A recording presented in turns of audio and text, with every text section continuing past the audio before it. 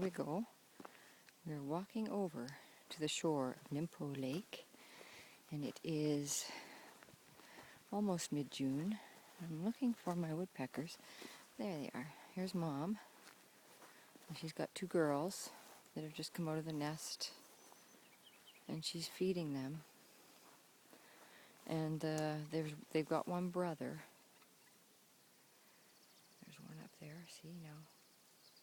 There's two young girls, and Mom is training the two girls to find food. There's Mom over there. She's getting something for it. She's going to carry it up to the babies and feed baby.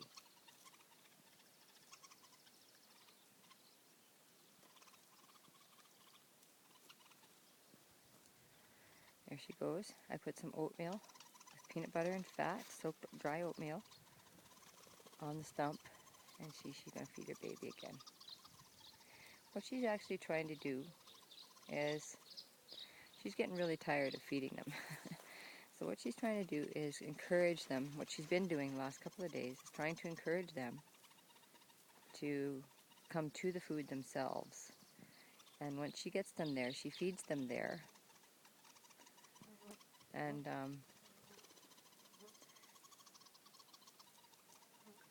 in hopes that they'll pick up a morsel on their own. That's what she's actually hoping for. So, hi Quikey. Little girl Quikey. There comes Mom. There's Mom. There she comes. Gonna give baby some more.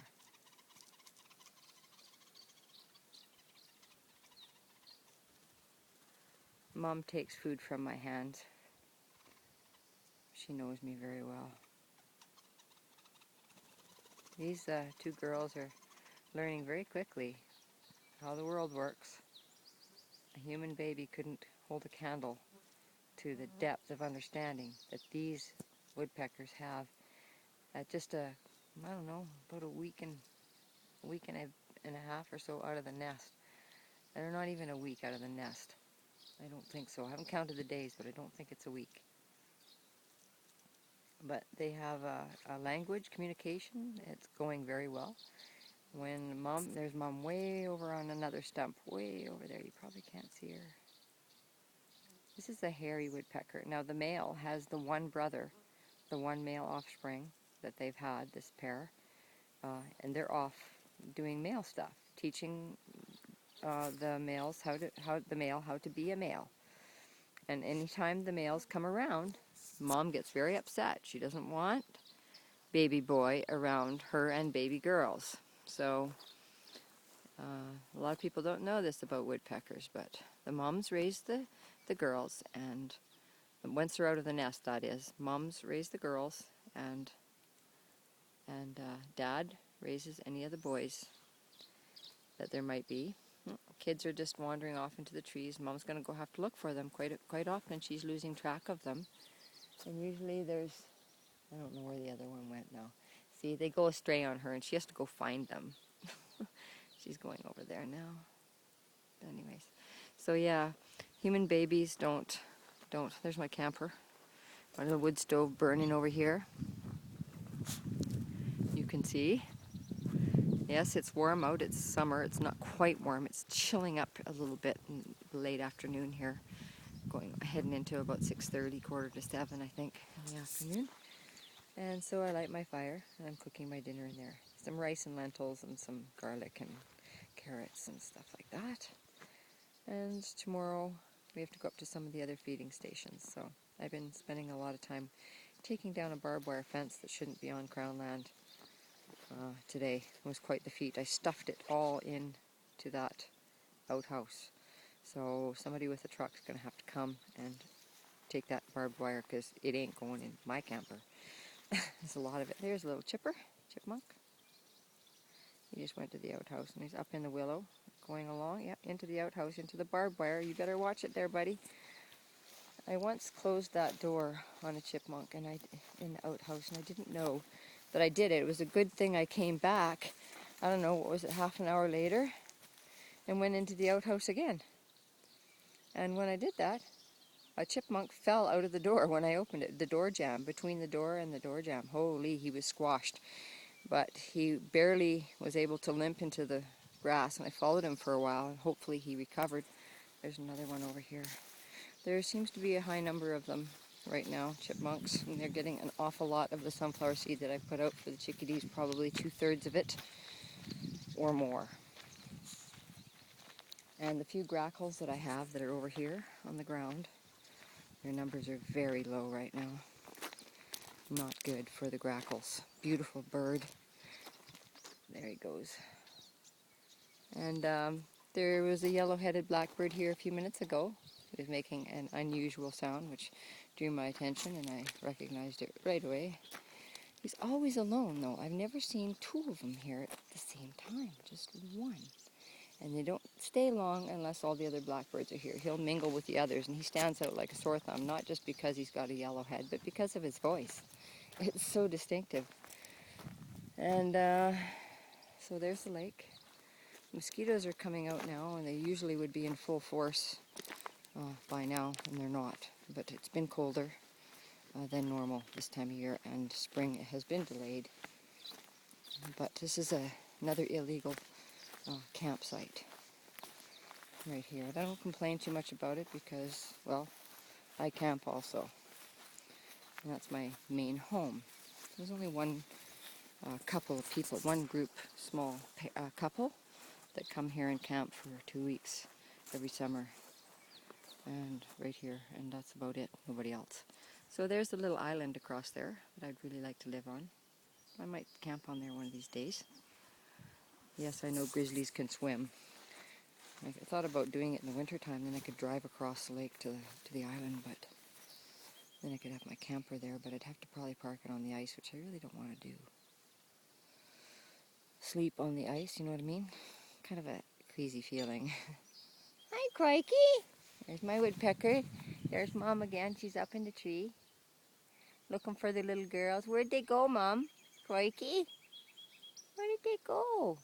Where did they go, baby? Where are they? Where did they go, Crikey? She's looking for them. They've disappeared on her. So she's been having a lot of trouble keeping track of them. More than normal. I mean, last year she didn't have as much trouble keeping track of her girls, but right now last few days she's been spinning her head around like an exorcist looking for them. So, and she's doing this all day. She's pretty tired and she's pretty dirty. She could use a bath.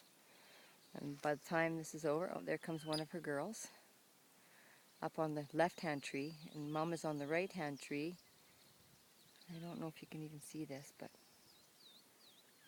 yeah. They're doing pretty good, the two girls. I don't know how the boys are doing because they're not allowed around, and I saw them a couple times. Once today and once yesterday, and Mom just tore a strip off Dad and made him get out. Take son and get out of here. There's no mingling of the males and females as they're being raised so that their roles don't get confused. I'm pretty sure that's why it is. Girls need to be taught how to be girls, and boys need to be taught how to be boys. So, my little downy woodpeckers, they're not around right now. They are, but they're on the fringes. They're very terrified because there's been lots of hawks, but mostly crows. And I hung a dead crow in the willows out there. And it didn't deter most of them. It did deter most of them, but, sorry, I got that backwards. It didn't deter one of the young offspring, and I don't know why. He still comes on a regular basis, and he terrorizes the whiskey jacks and all the other birds because they eat baby birds, and that's what he does. And I saw the remnants of one of the doves here.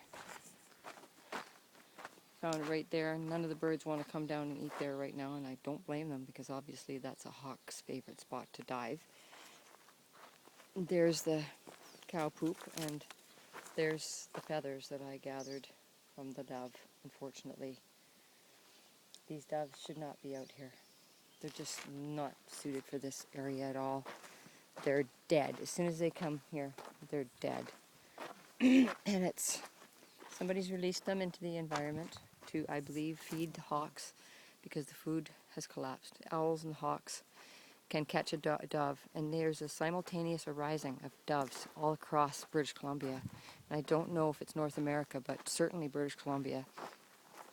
And that does not come from a single pair of doves having babies and then spreading them all across British Columbia. That's fine. That takes time. It can happen, but it takes a long time. It doesn't happen overnight, which this did. This happened overnight. The doves suddenly appearing everywhere at the same time. So that indicates to me that, yes, the government knows that there's a collapse of the food supply, and therefore they have silently, discreetly released a huge population of doves all across British Columbia to compensate for the lack of food for the owls. And let me take the snowy owl. That bird there is starving to death up in Prince George. They're finding their dead bodies all over the place because there's no food. And down here, there's a little chipper. Down here, there's the food supply is going to. And so you're finding doves everywhere now. And they're very slow, hard to get, hard to escape. They can't really escape from a raptor that's coming after them. And it is my belief that's their way of feeding them until the food maybe comes back, or until they make the food come back, do something. And they're doing it without telling the people that the food supply has collapsed, because then the government would be blamed for mismanagement to a criminal level, and they are not talking about it. Now, the locals here have killed all the beavers. There was one here about a week and a half ago. They've been systematically murdering all the beavers.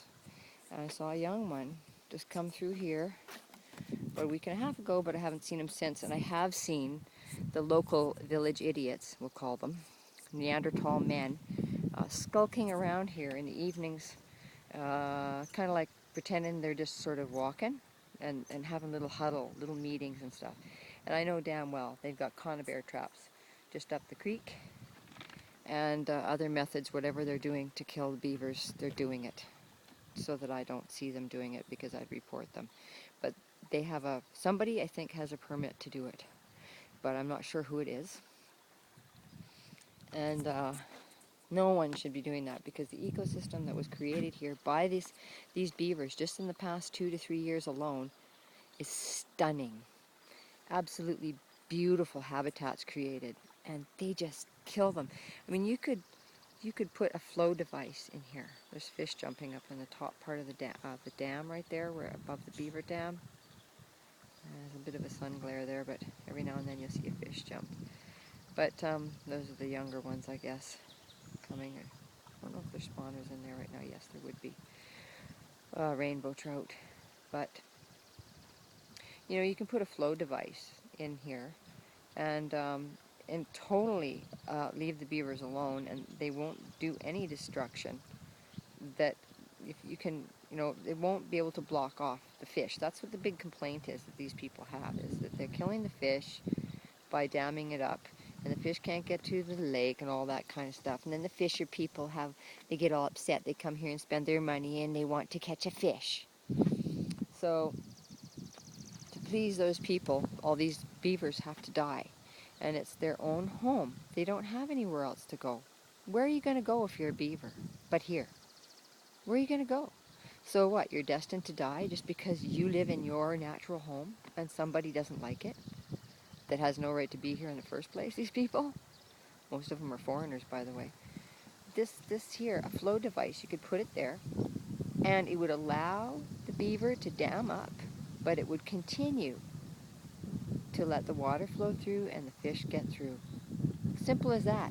And all these people are rich. They have lots of money, great big homes, in most cases multiple homes in different places, and they go from one to the other. You know what I mean. You know the kind I mean. They're almost jet setters. And they could afford to put in a flow device. But no, they prefer sitting on the banks of the creek and shooting beavers and just being real macho Neanderthal murderers. And that's what they do. And I think if you took all the foreigners out of here right now, most of your problem would go away. There's a handful of them in here, and they don't have any idea what's going on down here. They have no idea, nor do they care.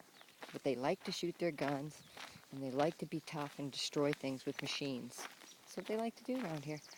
Hi, Quikey! Where are you, baby? My camp robbers are not here right now. I guess I should turn this off and save some of my battery so I have enough space in case the whiskey jacks come with their babies, or I get some better shots of the woodpeckers, which I did have earlier, and I should have had the camera out, but I'll get them again.